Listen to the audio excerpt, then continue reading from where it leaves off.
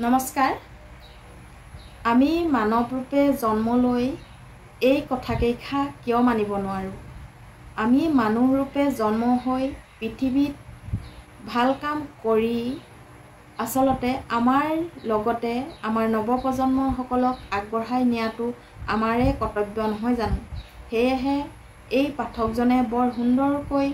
আমাৰ গৃহস্থ ধৰ্মৰ পালনৰ ক্ষেত্ৰত আৰু আমাৰ কলিযুগৰ জীৱৰ পৰিত্ৰাণৰ ক্ষেত্ৰত বহু কথা ব্যাখ্যা কৰি এটি ভিডিঅ' হেয়েহে মই আপোনালোকক এই ভিডিঅ'টো আপোনালোকৰ মাজলৈ আগবঢ়াই দিলোঁ ভাল লাগিলে লাইক কমেণ্ট আৰু শ্বেয়াৰ কৰিবলৈ নাপাহৰিব আহাৰ জল কুম্ভ চুলিয়াবা হনি ঢেকি পতা গৃহস্থৰ এহি জানা পাপ পঞ্চভূতা এই পাঁচটা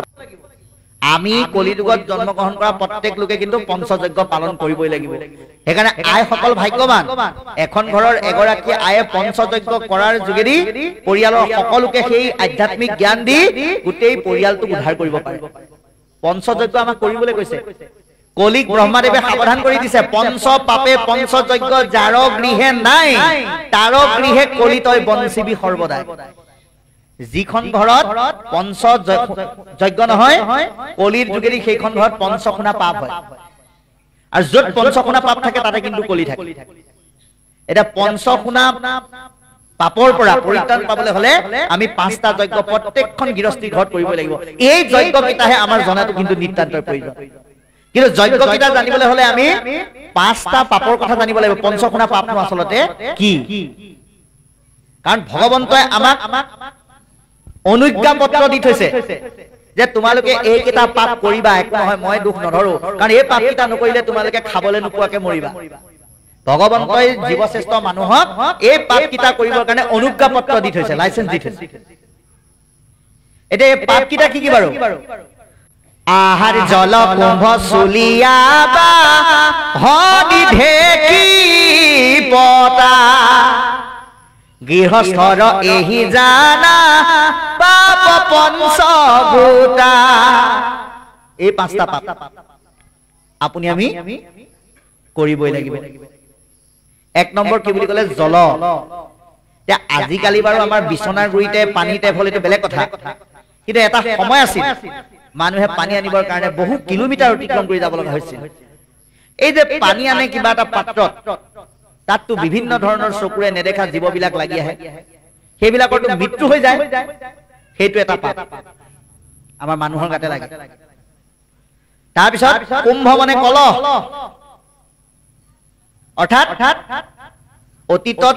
পানী ঠাণ্ডা কৰিবৰ কাৰণে আজিকালি ফ্ৰিজ ব্যৱহাৰ কৰে আগতে কলহত থৈ দিছিল এই যে কলহত পানী থওঁতে বিভিন্ন পোক পৰুৱা লাগি পেলাই মৃত্যু হয় সেইটো এটা পাপ আৰু চুলিয়া মানে হৈছে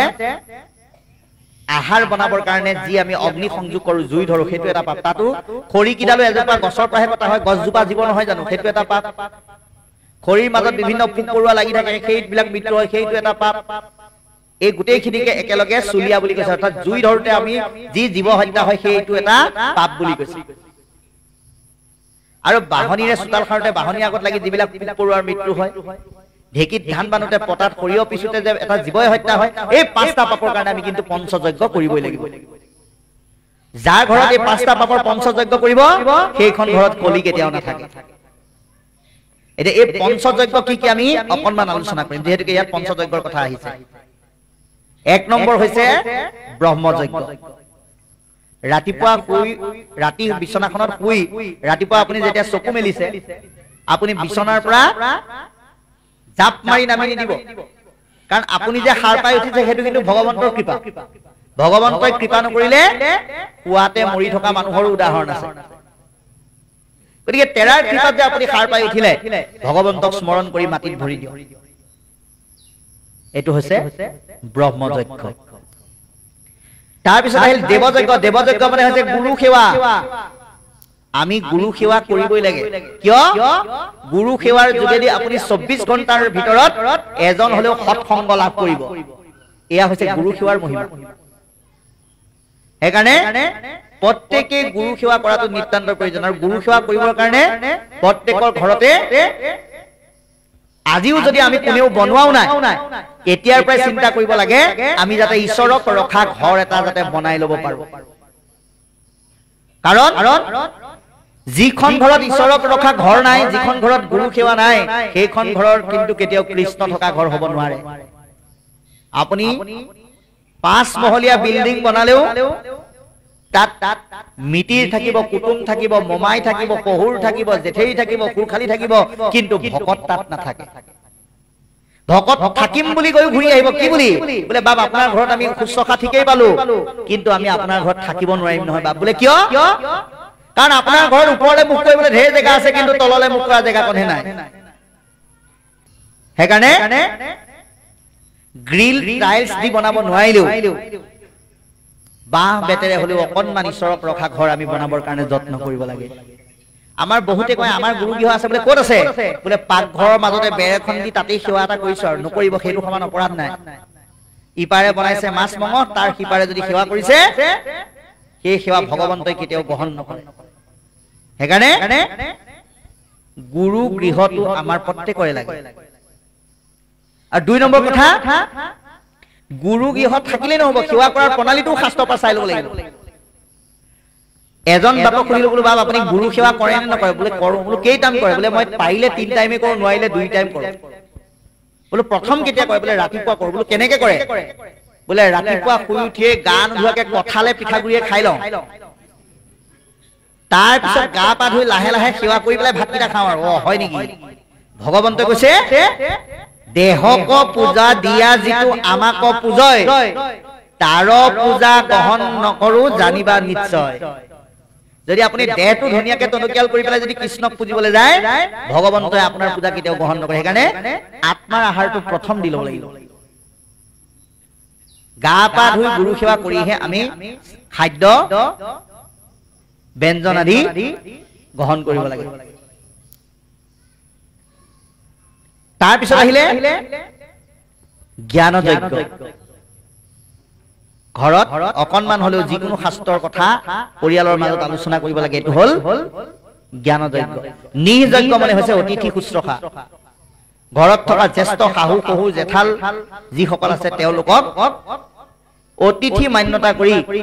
এটা সেৱা কৰি এটোপা গৰম পানী যাচিব লাগে এইটো হৈছে নিযজ্ঞ আৰু ভূত যজ্ঞ উৰণ বুৰণ গজন ভ্ৰমণ চাৰিমুঠি জীৱৰ প্ৰতি দয়াশীল হৈ তেওঁলোকক কিবা এমুঠি দিব পৰাৰ এটা মন থাকিব লাগিব এই পঞ্চযজ্ঞ যদি কৰিছে আৰু বেলেগ কৰ্ম নকৰিলেও ভগৱন্তই আপোনাক আমাক কৃপা কৰিবই সেইকাৰণে কৈছে যে তাহাৰ সুতব্য কথা আছে অসংখ্যাত যিসকলে এই কথাখিনি ভাগৱতৰ মাধ্যমেৰে উপলব্ধি কৰি তাক পালন নকৰে তেওঁলোকৰ কৰ্মটো আৰু জীৱনৰ পথটো পৰিৱৰ্তন হৈ যায়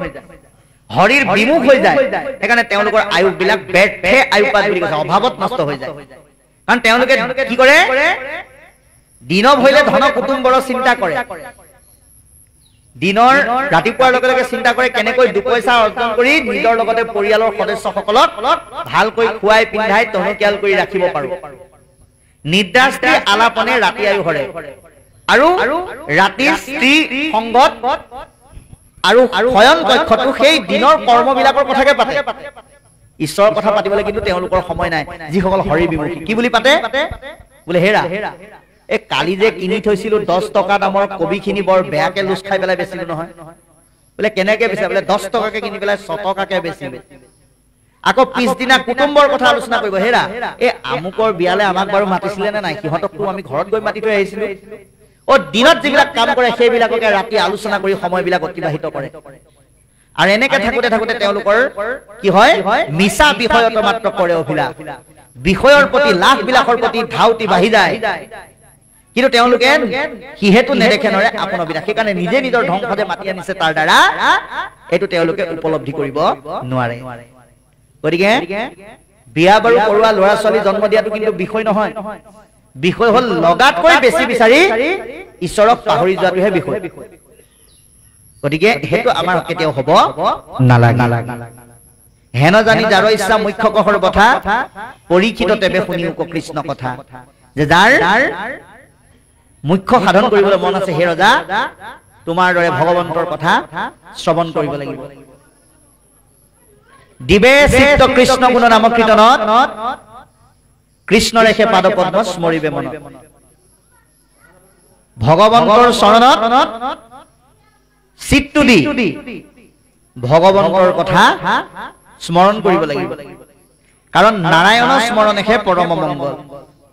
ভগৱন্তৰ নাম স্মৰণেহে মংগল সাধনত সহায় কৰে আৰু এই কৃষ্ণৰ চিন্তনত বা ঈশ্বৰ চিন্তনৰ মাজতহে মানৱ জীৱনৰ শ্ৰেষ্ঠ সফলতাখিনি লুকাই থাকে এই কথা আমাক জনালে